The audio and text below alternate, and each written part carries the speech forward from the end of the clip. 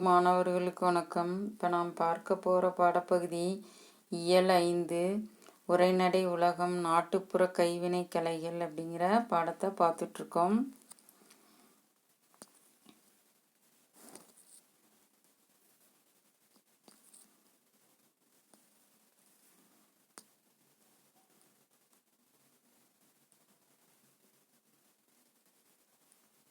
கண்ணுக்கும் கருத்துக்கும் மகிழ்ச்சி அளித்து நற்பண்புகளை வளர்ப்பது கலைகளுடைய இயல்பாகும்.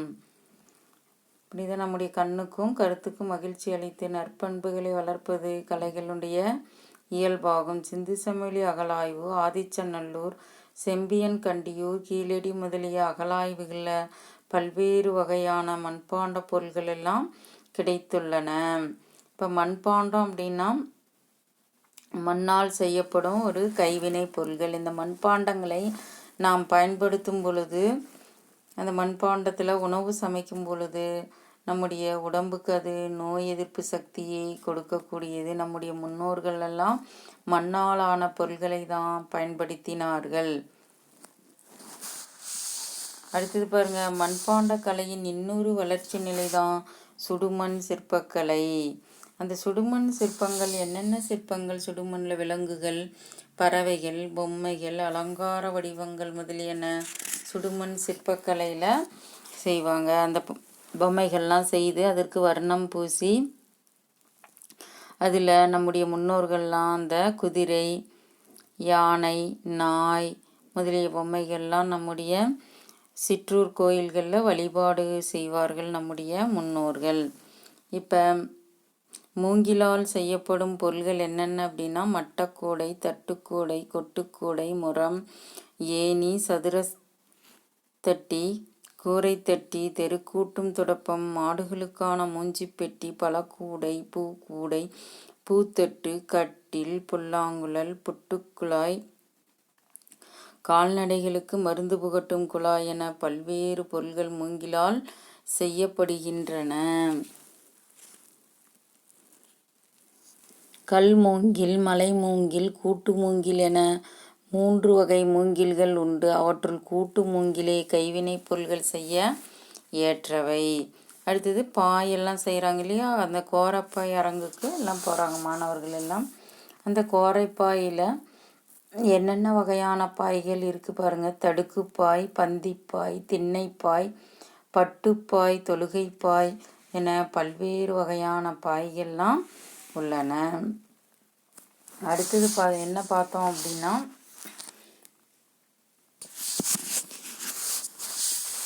அடுத்தது பனையோலை அரங்குக்கு எல்லாரும் போகிறாங்க. அந்த பனையோலையில் என்னென்ன பொருள்கள்லாம் செய்கிறாங்க அப்படின்னா, நம்முடைய சங்க இலக்கியங்கள் எல்லாம் ஓலை சுவடிகளில் தான் இருந்தன அப்படின்னு நமக்கு தெரியும். அந்த ஓலை சுவடிகளிலிருந்து இப்போ அச்சேற்றி நம்ம நூலாக படித்து கொண்டு இருக்கிறோம். அது மட்டும் இல்லாமல் பனையோலையில் கிளிகிளிப்பை, பொம்மைகள், பொருள்களை வைத்து கொள்ள உதவும் சிறிய கொட்டான், பெரிய கூடை,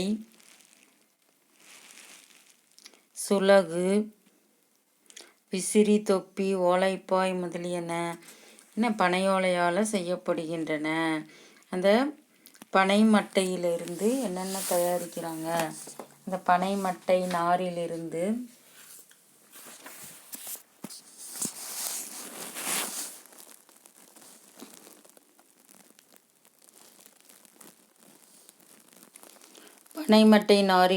கயிறு, கட்டில், கூடை போன்றவை செய்யப்படுகின்றன.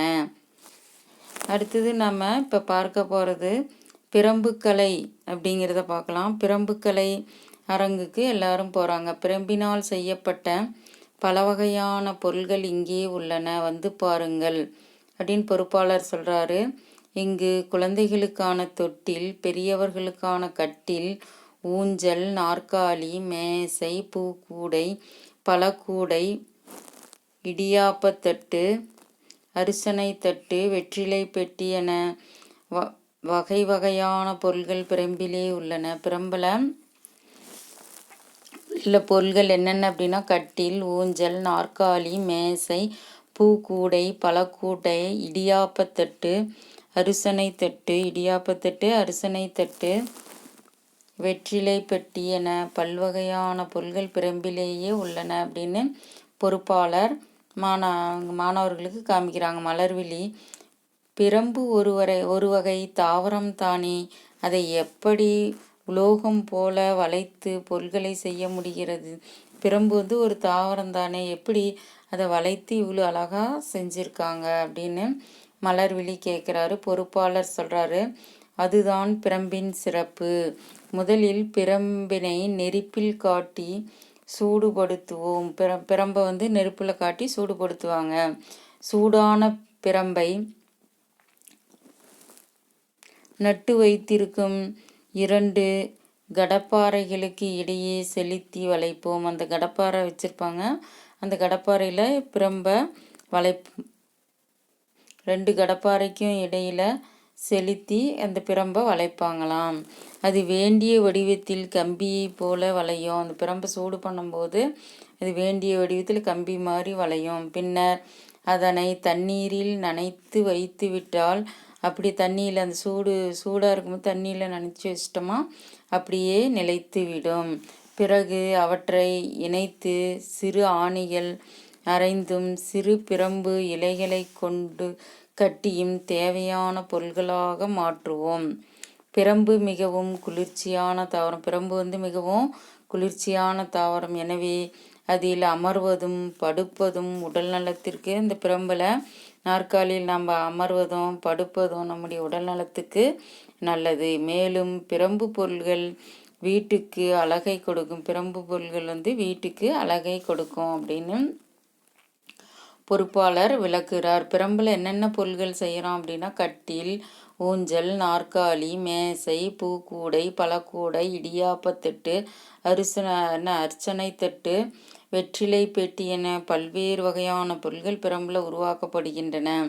பிரம்பு எப்படி வளைந்து கொடுக்குது அப்படின்னா, முதல்ல பிரம்பை நெருப்பில் காட்டி சூடுபடுத்தி சூடான பிரம்பை நட்டு வைத்திருக்க 2 கடப்பாறைக்கு நடுவில் செலுத்தி பிரம்பை வளைச்சிக்கிறது. அது வேண்டிய வடிவத்தில் அந்த பிரம்பை வளைச்ச பின்னாடி தண்ணியில் நம்ம வைத்து விட்டால் அது அப்படியே நிலைத்துவிடும். பிறகு அவற்றை சிறு சிறு ஆணிகள் கொண்டும் பிரம்பு இலைகளை கொண்டு கட்டியும் தேவையான பொருள்களாக மாற்றுவோம். பிரம்பு மிகவும் குளிர்ச்சியான ஒரு பொருள் அப்படின்னு சொல்கிறாங்க. எனவே அதில் அமர்வதும் படுப்பதும் நம்முடைய உடல் நலத்துக்கு நல்லது. மேலும் பிரம்பு பொருள்கள் வீட்டுக்கு அழகை கொடுக்கும். பிரம்பு பொருள்கள் வீட்டிற்கு அழகை கொடுக்கும். என்ன மாணவர்களே, இப்போ நாம் பார்த்த பிரம்பிலான பொருள்களை பற்றி பார்த்தோம். இப்பாடப்பகுதி நன்றாக புரிந்ததா மாணவர்களே? மீண்டும் அடுத்த வகுப்பில் சந்திப்போம். நன்றி, வணக்கம்.